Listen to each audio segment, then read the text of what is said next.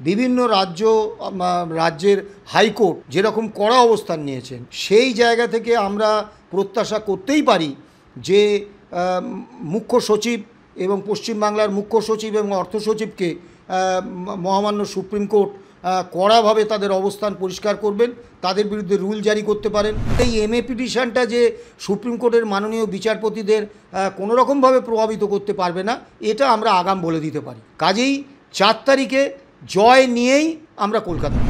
এই সরকার আন্দোলনের ভাষা বোঝে না, গণতন্ত্রের ভাষা বোঝে না, অনুরোধ আবেদনের ভাষা বোঝে না। আমরা আইনি ভাষায় তাকে বুঝিয়েছি এবং 4 তারিখ আগামীকাল ওনার গালে যে গালে দুটো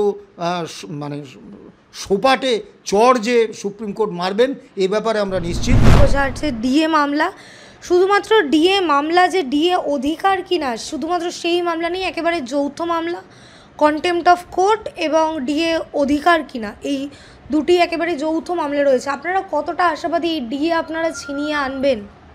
দেখুন, আমরা চূড়ান্ত আশাবাদী। আমাদের সাধারণ সম্পাদক মলয় মুখোপাধ্যায় সংগঠনের পক্ষ থেকে 2016 সালে যখন স্যাটে এই মামলাটা করেছিলেন, তা আমরা প্রথমে স্যাটে হেরে গিয়েছিলাম। স্যাট বলেছিল এটা হচ্ছে সরকারের প্রেরোগেটিভ, সরকারের দয়ার দান, সরকার যখন মনে করবে দেবে, না মনে করলে দেবে না, এটা কর্মচারীদের কোনো অধিকার নয়। এবং ওই দীর্ঘ 1 বছর আমরা তারপরে ওই রায়ের বিরুদ্ধে কলকাতা হাইকোর্টে চ্যালেঞ্জ মামলা করি এবং সেই মামলায় যতদিন না কর্মচারী অনুকূল একটা রায় বেরিয়ে এসছে, আমরা একটা ভয়ঙ্কর পরিস্থিতির মধ্যে ছিলাম। কর্মচারীরা আমাদের দোষারোপ করছিলেন, কটূক্তি করছিলেন, গালাগালি করছিলেন, বিভিন্ন সংগঠনের নেতারা আমাদের বিরুদ্ধে অভিযোগ করছিলেন যে যাও, সরকার বছরে একটা করে ডিএ দিচ্ছিল, আপনারা মামলা করতে গিয়ে একটা হঠকারী কাজ করলেন, একেবারে সর্বনাশ হয়ে গেল, সরকার এই আইনি অধিকার পেয়ে গেল, আর ডিএ দেবে না। তারপরেরটা কিন্তু ইতিহাস। মহামান্য কলকাতা হাইকোর্ট এবং স্যাট মিলিয়ে 6 বার আমরা জিতেছি। এখন শেষ যে রায় হয়েছে 2018 এবং 2022 সালে, 2018 সালে রায় হয়েছে DA is a legally enforceable right of the employees, এবং সুপ্রিম কোর্ট 28 নভেম্বর 2022 প্রথম শুনানি হয়। দ্বিতীয় শুনানির দিনে সুপ্রিম কোর্ট কিন্তু অবজারভেশনে বলেছিলেন 2018 সালে রায় হয়েছে, আপনারা এই রায়ের বিরুদ্ধে, সরকারের আইনজীবীদের উদ্দেশ্যে বলেছিলেন, আপনারা এই রায়ের বিরুদ্ধে কোনো মামলা সুপ্রিম কোর্টে করেননি, উল্টে কলকাতা হাইকোর্টে একই বেঞ্চে রিভিউ পিটিশন করে এই রায়টাকে লিগ্যালিটি দিয়ে দিয়েছেন। এতদিন পরে এসএলপি কেন? অর্থাৎ সেদিনই আমরা বুঝে গিয়েছিলাম 2018 সালে দেয়া DA is a legally enforceable right of the employees, এই আদেশটার, এই রায়টার কোনো পরিবর্তন হচ্ছে না, এটা কর্মচারীদের অধিকার হিসেবে সুপ্রিম মান্যতা পেয়ে গেছে। গত 14 তারিখ এবং 15 তারিখ 16 তারিখ মহামান্য সুপ্রিম কোর্টে যে মামলা হয়, তাতে মহামান্য সুপ্রিম কোর্টের মাননীয় বিচারপতিরা বলেছেন যে এই মামলার 6টা রায় আমরা পুঙ্খানুপুঙ্খভাবে দেখেছি, কিচ্ছু নেই, মামলা আজকেই খারিজ করে দিতাম। কিন্তু আপনি সরকার পক্ষের আইনজীবীদের বলেছেন, আপনি মিস্টার সিংভি বারবার মামলাটা শোনার জন্য বলছেন, শুনব, কিন্তু কোর্টে মামলা পেন্ডিং, সরকারের অর্থ নেই, এই সব বলে কিন্তু কর্মচারীদের প্রাপ্যটা আটকে রাখা যাবে না। জুলাই 2009 থেকে ডিসেম্বর 2019 পর্যন্ত সমস্ত যা বকেয়া DA all India consumer price index মেনে তার 50% আপনাকে দিয়ে দিতে হবে। তা ওখানে অভিষেক মনু সিংভি বললেন সরকারের কোমর ভেঙে যাবে, কোমর টোমর আদৌ আছে কিনা আমি জানি না, তা যাই হোক আমরা দিতে পারছি না, 25%-এ রাজি হলেন। অর্থাৎ রাজ্য সরকারের আইনজীবী মানে রাজ্য সরকার মহামান্য সুপ্রিম কোর্টে এই প্রতিশ্রুতি দিয়ে এসেছিলেন যে এই বকেয়া ডিএর 25% তারা 6 সপ্তাহের মধ্যে মিটিয়ে দেবেন, কিন্তু তারা সেটা করেননি। যথারীতি আমরা কন্টেম্পট পিটিশন দাখিল করেছি এবং যা সর্বশেষ যা খবর পেয়েছি, আগামীকাল অর্থাৎ 4 তারিখ এই কন্টেম্পট পিটিশনটার আগে শুনানি হবে এবং সেখানে এর আগে সুপ্রিম কোর্টের এই ধরনের কন্টেম্পট পিটিশনের ক্ষেত্রে যেরকম কড়া অবস্থান নিয়েছেন, বিভিন্ন রাজ্যের হাইকোর্ট যেরকম কড়া অবস্থান নিয়েছেন, সেই জায়গা থেকে আমরা প্রত্যাশা করতেই পারি যে মুখ্য সচিব এবং পশ্চিমবাংলার মুখ্য সচিব এবং অর্থ সচিবকে মহামান্য সুপ্রিম কোর্ট কড়াভাবে তাদের অবস্থান পরিষ্কার করবেন, তাদের বিরুদ্ধে রুল জারি করতে পারেন, তাদের বেতন বন্ধ হতে পারে, যেটা বিদ্যুৎ পর্ষদের ক্ষেত্রে হয়েছিল, তাদের জেল হতে পারে, কি হবে এটা আগাম বলা আমাদের পক্ষে সম্ভব নয়।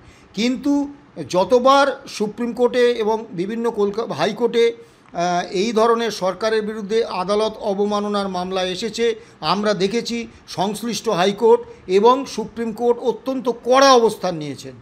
এবং মানে পরিস্থিতিটা কীরকম, একটা ছোট উদাহরণ পশ্চিমবাংলার দিই, আপনার মনে থাকবে হয়তো জ্যোতি বসু যখন মুখ্যমন্ত্রী জুডিশিয়াল সার্ভিসের অফিসারদের একটা প্রাপ্য তারা আটকে রেখেছিলেন, দেবো না বলেননি, বলেছিলেন এখন সংকট চলছে, আমরা কিছুদিন পরে দেব। তা আদালত অবমাননার মামলা হয়েছিল, সুপ্রিম কোর্টে মামলা হয়েছিল, সরকার রায় মানেনি, আদালত অবমাননার মামলা হয়েছিল। তা তখন এত যাতায়াতের সুবিধে ছিল না। তা সুপ্রিম কোর্টে সকালবেলা 10:30টার সময় মামলা উঠেছিল। মাননীয় বিচারপতিরা বলেছিলেন যে পশ্চিমবাংলার চিফ সেক্রেটারি এবং ফিনান্স সেক্রেটারির সামনে দুটো অপশান, এক হচ্ছে এক্ষুনি এই যারা জুডিশিয়াল সার্ভিসের অফিসার তাদের প্রাপ্যটা মিটিয়ে দিতে হবে, তার অর্ডার বার করে দিতে হবে, অথবা তাদের জেলে যেতে হবে। এবং সেদিনই বিশেষ বিমানের ব্যবস্থা করে তৎকালীন মুখ্যমন্ত্রী জ্যোতি বসু চিফ সেক্রেটারি এবং ফিনান্স সেক্রেটারিকে সুপ্রিম কোর্টে পাঠান। তারা সুপ্রিম কোর্টে গিয়ে এই রায় মেনে নেওয়ার কথা প্রতিশ্রুতি দেন এবং জেল থেকে বাঁচেন। কাজেই আমরা তো জ্যোতিষী নই, আমরা অতীত অভিজ্ঞতা থেকে বলতে পারি সুপ্রিম কোর্ট কড়া অবস্থান নেবেন। আর সবথেকে বড় কথা, DA is a legally enforceable right, এইটা কিন্তু প্রতিষ্ঠা পেয়ে গেছে। গতদিনকে অর্থাৎ 16ই মে মাননীয় বিচারপতিরা অত্যন্ত স্পষ্ট ভাষায় বলেছেন যে তাদের জোন অফ কনসিডারেশনে আছে।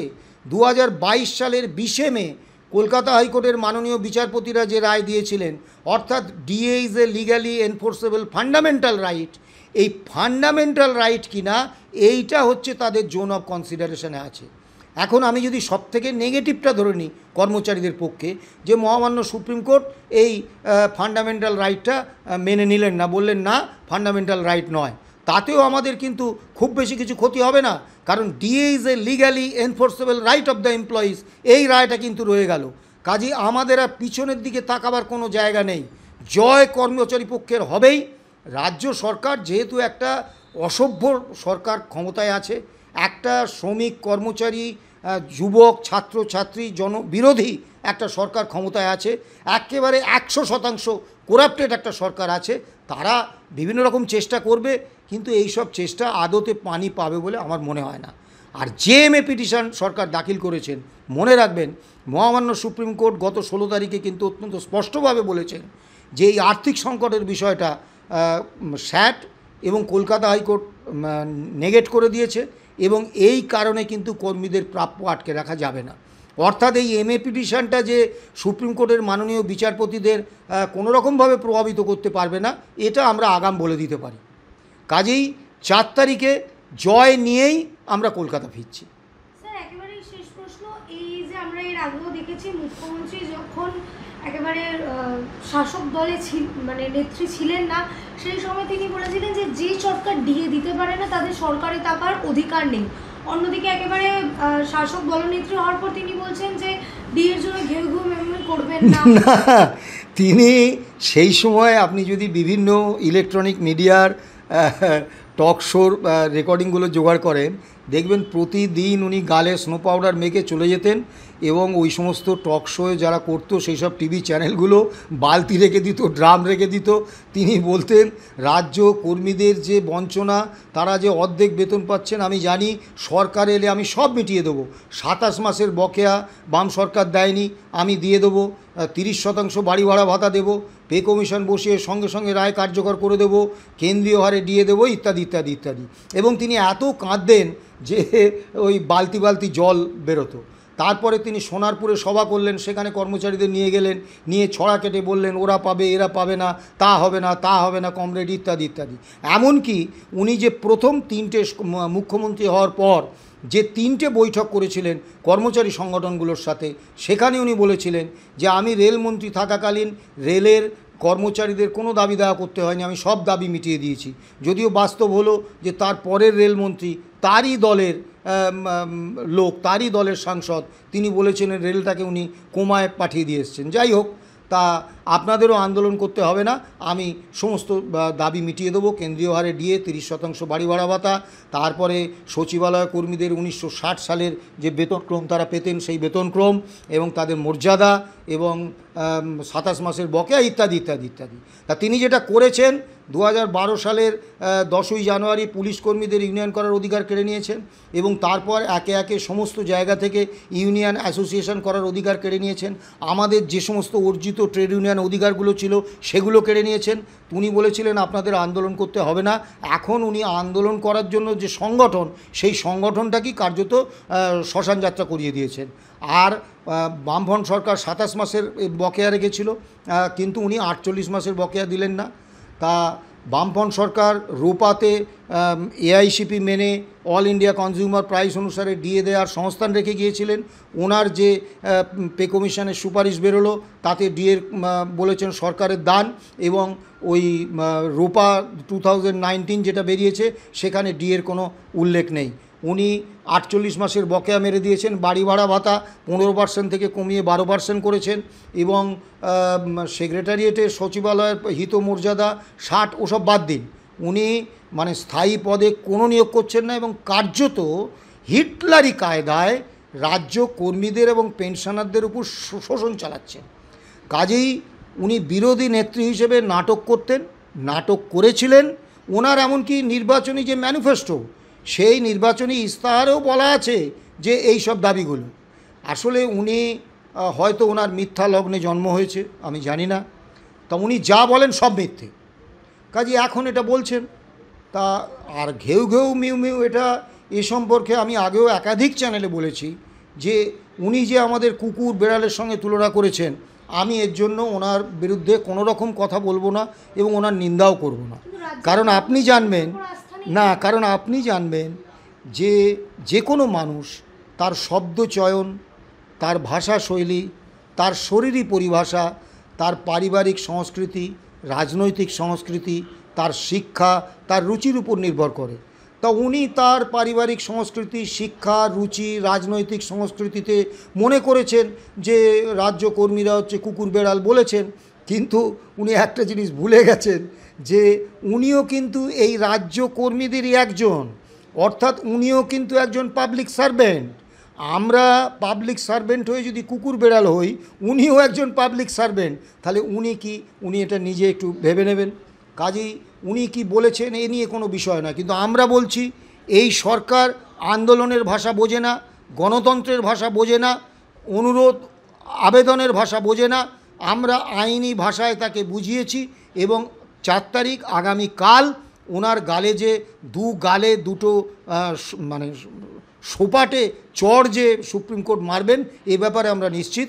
আমরা কর্মী সমাজকে বলছি, আমরা 2016 সালে মামলা করার সময় যে কথা বলেছিলাম যে আমরা শেষ দিন পর্যন্ত এই মামলায় থাকব, আজকেও বলছি আমরা শেষ দিন পর্যন্ত এই মামলায় থাকব এবং এই মামলায় রাজ্য কর্মীদের জয় নিয়ে আমাদের মনে বিন্দুমাত্র সন্দেহ নেই। আমরা কলকাতা ফিরছি জয়টাকে নিয়েই।